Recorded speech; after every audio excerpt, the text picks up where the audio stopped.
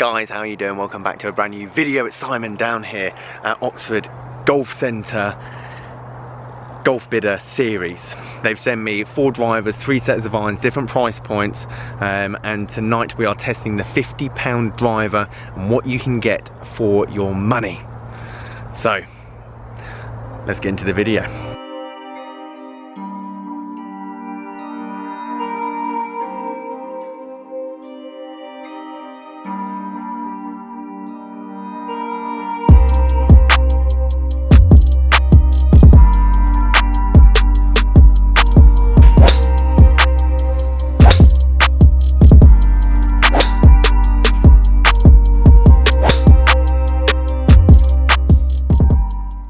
Right, so here is the review from today's golfer back in 2009.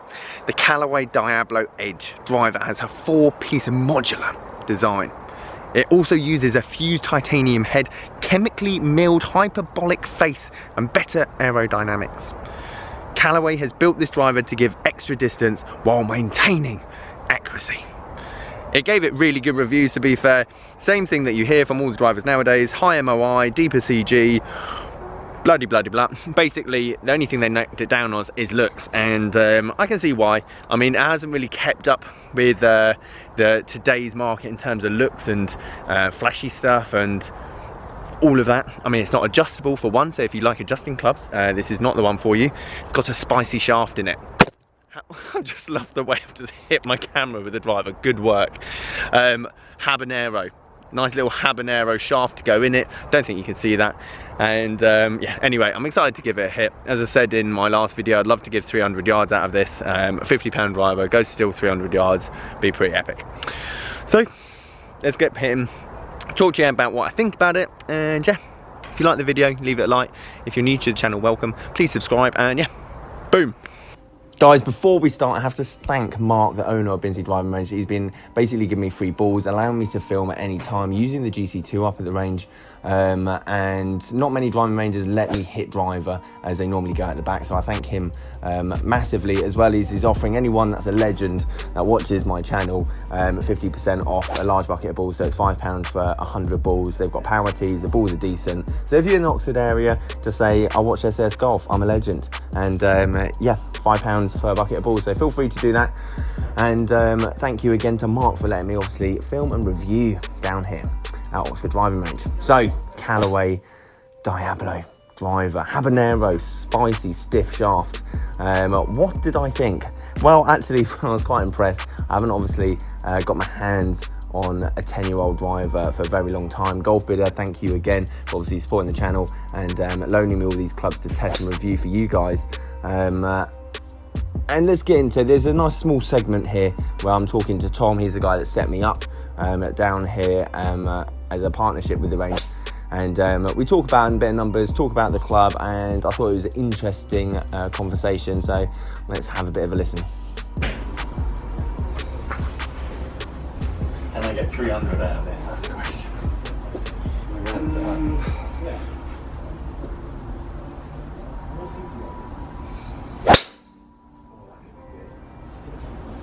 290, 170 balls. I think that's the best you'll get out of it. I feel that's the best I can get out of it. Yeah. Especially, what's the shaft in it? Is it profile or the stock one? No. Habanero, spicy. Spicy.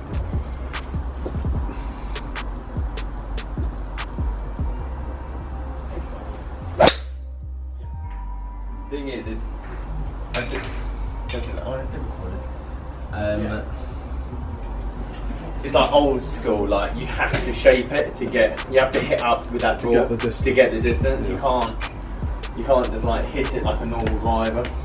So that basically sums up this driver in a sentence. In terms of technology and everything else, don't get me wrong, there's been gradual improvements over the years, but when it came down to ball speed, and you'll see the numbers in a minute and we'll talk about them, they're not that far off. I mean, I think I maxed it out at 174. However, to do that, I had to really close the club face, de-loft it a bit. I had to come massively on the inside, had to make it massively up on it, trying to reduce that spin to get it around the 2.5 mark.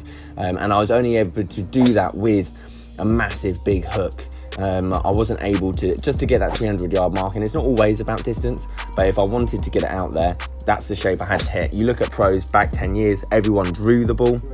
A lot of players ruined their swings trying to draw the ball so they could keep up with the big boys, whereas nowadays everyone just hits it dead straight, or slight fade or slight draw, because all the newer drivers, high launching, low spinning, shaft options is a lot easier as well, and you're getting that distance as well as sticking with your natural swing path or whatever looks good to you.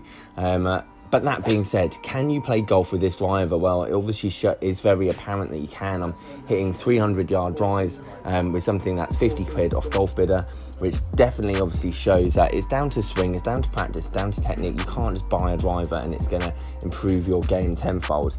However, there is definitely a contrast from hitting this, trying to control a ball flight. Say I wanted to hit a low one or a high one or whatever, I just wouldn't have that maneuverability with this club in the hand.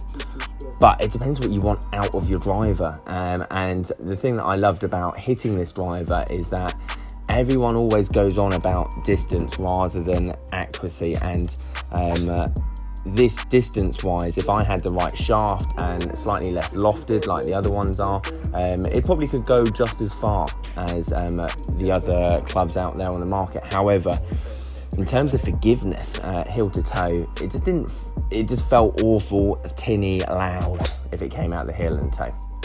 But that being said, you're still knocking 300 yard drives with a 50 pound driver. You save yourself 400 pounds. And who is this driver for? It's for someone, which I'll say at the end, is that for that person that just wants to get a 460 head, bigger head, get it out there, get something in their bag. Maybe they haven't got a driver yet. Maybe you're using a package set and you just want to have something that's obviously got a trade name. Something like this would be ideal. Find a stiff shaft or regular shaft, decent-ish condition. You're still going to be able to sell it for pretty much what you bought it for in a year's time, because it's not going to devalue that much. This driver will always be about 50 quid, just purely because you can play golf with it. So the numbers, 1.6 to 8 I average. I mean, I was pretty much going after a lot of those. However, so you could say that actually club speed, ball speed, it's definitely not going to be up there with today's technology, but we're probably talking 4 miles an hour, if that. And if you put it into a robot, for example, spin was a massive one, jumped up huge. Obviously I was trying to really go after it, trying to close that club face, trying to hit up on it, so spin's always going to vary.